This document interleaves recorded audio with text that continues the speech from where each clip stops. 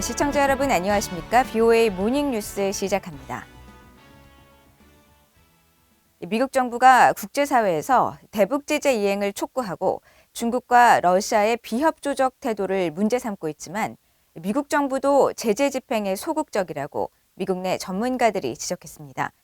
전문가들은 새 제재를 가하는 것 못지않게 기존 제재 구멍을 메우는 것도 중요하다면서 미국의 독자 제재 이행 등 제재 집행을 강화해야 중국 또 러시아의 대북 제재 방해를 막아낼 수 있을 것이라고 지적했습니다.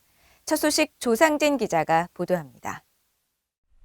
유엔 대북제재위원회 전문가 패널을 지낸 노트르담 대학교 크록 국제평화연구소의 조지 로페스 명예교수는 BOA에 전임 트럼프 행정부가 집권 초기 구축한 강력한 제재망을 스스로 허문 것을 실책으로 지적했습니다. 트럼프 대통령이 김정은과의 개인적 외교를 이유로 유엔 안보리 결의에 명백히 위배되는 북한의 단거리 탄도미사일 실험을 안보리에 상정하지 않았고 북한의 원유 수입 증가와 재래식 무기 거래 관련 위반, 불법 금융활동 등을 느슨하게 처리했다는 지적입니다. 그러면서 가장 최근 두 개의 유엔 대북제재위 전문가 패널 보고서를 보면 기존 제재의 누수와 새롭게 발견된 위반 사항, 새 제재 회피 방법 등으로 인해 북한에 새로운 제재를 가할 여지가 매우 많다는 증거는 충분하다고 말했습니다. 2016년 시행된 미국의 대북제재와 정책 강화법 초안 작성에 참여한 제재법 전문가 조슈아 스탠튼 변호사는 트럼프 행정부의 대북 정책을 비판했던 바이든 행정부도 대북 제재를 전혀 가하지 않고 있다고 평가했습니다. 그러면서 특히 북한과 제3국 제재 위반자를 제재 대상으로 지정하도록 한 미국의 제재법을 바이든 행정부가 무시하고 있다면서 미국이 독자 제재법을 이행하지 않는다면 중국과 러시아가 유엔에서 미국을 방해하는 것을 비판할 방법이 없다고 우려했습니다. 백악관 국가안보회의 비확산 생화학방어 선임국장을 지낸 앤서니 루지에로 민주주의수호재단 선임연구원도 북한의 제재 회피와 국제사회의 느슨한 제재 이행을 외부 책임으로 돌리기 전에 지난해 12월 이후 새 대북 제재를 부과하지 않고 있는 미국부터 제재 이행에 적극 나서야 한다고 지적했습니다.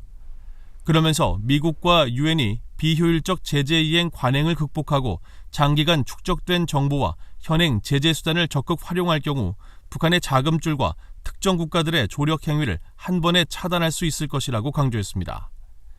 에반스 리비어 전 국무부 수석 부차관보는 북한의 사이버 범죄와 인권 침해, 돈 세탁에 가담한 북한 기관과 개인을 제재 명단에 추가로 올리고 국제 제재를 위반하는 북한 기관의 자산을 추가로 동결하며 북한의 국제 금융 시스템 접근을 추가로 제한하는 한편 불법 무역과 제재 위반에 연루된 북한 선박과 항공기를 차단하거나 압류하는 등 다양한 제재를 추가로 적용해야 한다고 제언했습니다. 로버트 매닝 애틀랜틱 카운슬 선임연구원은 새로운 신규 제재를 입안하는 것도 효과적이지만 트럼프 행정부 초기 대폭 강화됐던 현행 제재 이행에 초점을 맞추는 것이 훨씬 더 효과적일 수 있다면서 추가 제재 대신 기존 미국의 독자 제재 이행 강화 필요성을 주문했습니다. BOA 뉴스 조상진입니다. 미국 재무부가 최근 동맹과의 조율 강화와 또 인도주의 지원에 대한 영향 최소화 등을 내용으로 한 미국의 제재 검토 보고서를 발표한 가운데 이번 검토가 북한 문제에 어떤 영향을 끼칠지도 관심입니다.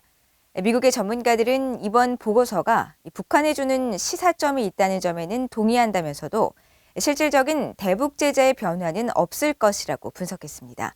함재하 기자가 보도합니다.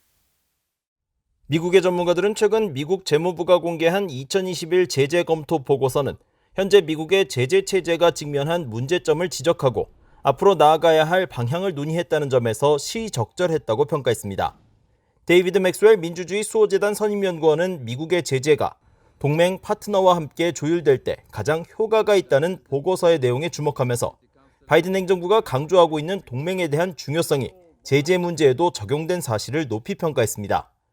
이어 2017년 전후 북한에 대한 강력한 제재들을 사례로 들며 문제는 북한이 제재 회피에 매우 능숙하고 중국과 러시아도 이 같은 행위에 연루돼 있다는 점이라고 지적했습니다.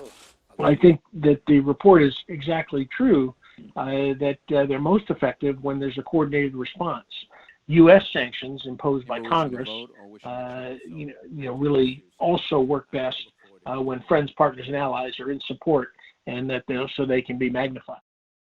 켄 고스 미국 해군 분석센터 적성국 분석국장도 동맹과 파트너 그리고 중국과 같은 다른 나라들과 함께 협력할 때 미국의 제재가 가장 잘 작동한다며 이런 내용을 담은 보고서의 분석은 정확하다고 말했습니다.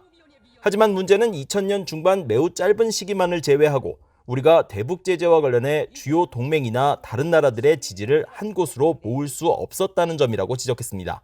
Maybe the U.S. or the Biden administration is fundamentally beginning to look at its policies toward especially second-tier adversaries like Iran and North Korea, and it figured out that the sanctions, which has been our kind of go-to tool up to this point, have not really worked that well. 이번 제재 검토 보고서는 구체적으로 대북 제재 문제를 명시하진 않았지만 제재가 인도적 지원에 미칠 영향을 분석하는 등 어느 정도 북한과 관련한 내용도 간접적으로 담고 있다는 평가도 나오고 있습니다. 하지만 에반스 리비어 전 국무부 동아태 담당 수석 부차관보는 이런 내용들이 제재 검토에 대한 동기부여가 됐을 수는 있겠지만 제재가 대북 인도적 지원을 막고 있다는 주장은 동의할 수 없다고 반박했습니다. 이미 현재의 대북 제재는 북한의 인도적 지원에 대해 제재를 면제하는 체계가 만들어져 있다는 겁니다. I don't think that's the case, quite frankly. I think there are a number of mechanisms that have been in place and are in place that allow essential approved humanitarian assistance to get through to the North Korean people. 전문가들은 이번 미국의 제재 검토 보고서는 북한만이 아니라 전반적인 제재 정책을 주제로 한 만큼 대북 제재에 대한 큰 변화를 불러일으키진 못할 것으로 전망했습니다. 전문가들은 또 미국의 현재 대북 독자 제재는 주민들이 아니라 핵과 미사일 개발에 직접적인 책임이 있는 개인과 기관을 겨냥하고 있다면서 이 같은 정책에 큰 변화는 없을 것이라고 진단했습니다. BOE 뉴스 함자입니다. 북한이 캐나다와 프랑스의 북한 해상 불법 환적 감시 활동 동참에 대해 군사적 도발이라고 비난한 가운데 캐나다 국방부는 북한의 대북 제재 위반에 대한 감시 노력은 여전히 유효하다고 강조했습니다. 캐나다 국방부 대변인 실은 25일 북한 외무성이 캐나다와 프랑스의 해상 불법 환적 감시 활동을 비난한 데 대한 입장을 묻는 VOA 질문에 지난 19일 발표한 캐나다의 대북 제재 위반 감시를 위한 네온 작전 성명을 거듭 언급하면서 유엔 안보리가 부과한 제재를 회피하려는 북한의 시도에 대응하기 위한 국제적 노력을 지원하는 캐나다 정부의 목표는 여전히 유효하다고 밝혔습니다. 앞서 캐나다 국방부는 19일 성명을 통해 유엔 안보리 결의에 따라 북한의 불법 행위 감시를 위한 네온 작전의 일부로 일본 가데나 공군기지에 CP-140 초계기를 파견했다고 밝히고 이 같은 결정은 인도태평양 지역에서 유엔 안보리 제재 체제를 지키려는 노력과 중요성을 강조한다고 설명했습니다. 앞서 북한 외무성은 25일 캐나다와 프랑스가 초계기를 동원해 해상 불법 환적 행위를 감시하는 것은 지역 안보 균형을 파괴하고 정세 격화를 야기시키는 결과를 초래할 것이라면서 북한에 대한 엄중한 군사적 도발이라고 주장했습니다. 북한의 최근 잇단 미사일 발사는 명백한 도발로 북한의 계속되는 무기 개발은 국제사회의 대북 제재 이행 강화 필요성을 분명히 보여준다고 그레고리 메이 몽골 주재 미국 부대사가 밝혔습니다. 메이 부대사는 26일 한국의 원코리아 재단이 주최한 국제포럼 화상기조연설에서 미국은 북한의 미사일 발사를 규탄한다면서 북한이 유엔 안보리 결의들을 위반하면서 무기 개발을 지속하는 것은 효과적인 대북 제재 이행의 필요성을 여실히 보여준다고 강조했습니다. 그러면서 국제사회는 북한의 이 같은 도발이 고립을 더 가중시키고 영내 평화와 안정을 지키는데 방해가 된다는 사실을 북한에 강력히 경고할 필요가 있다고 지적했습니다.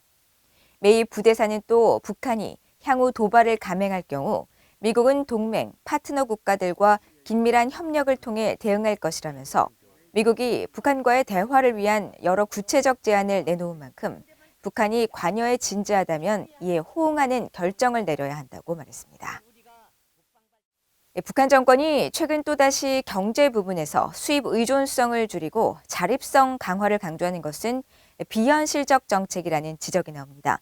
북한 내 생산시설을 운영하기 위해서라도 수입은 항상 필요하다는 것이 미국 내 전문가들의 분석입니다. 김영교 기자의 보도입니다.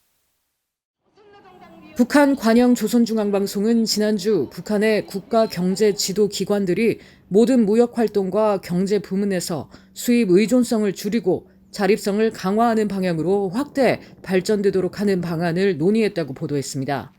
북한 경제 전문가인 브래드리 뱁슨 전 세계은행 고문은 북한 정권이 또다시 수입 의존성을 줄이고 자립성을 강화하는 조치를 언급한 건 북한이 매우 어려운 상황에 놓인 게 분명하다는 증거라고 지적했습니다. 특히 북한의 최근 상품 가격과 환율 변동폭은 극단적이라고 지적하면서 이런 어려움 속에서도 북한 정권은 주민들이 써야 할 전기마저 수출하며 돈벌이에 몰두하고 있다고 지적했습니다.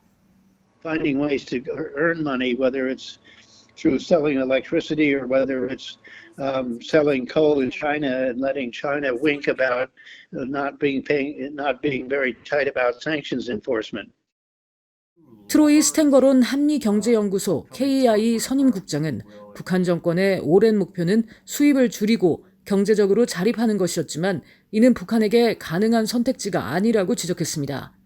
북한 내 생산시설을 가동하려면 연료 등이 필요한데 이는 외부 수입을 통하지 않고는 불가능하다면서 자립은 일부 영역에서나 가능하지 수입은 언제나 필요한 것이라고 말했습니다. It's likely always going to need inputs from abroad, be they either for its own industry, be they energy resources, or to be honest, food, simply because North Korea is going to be unlikely to be able to feed itself.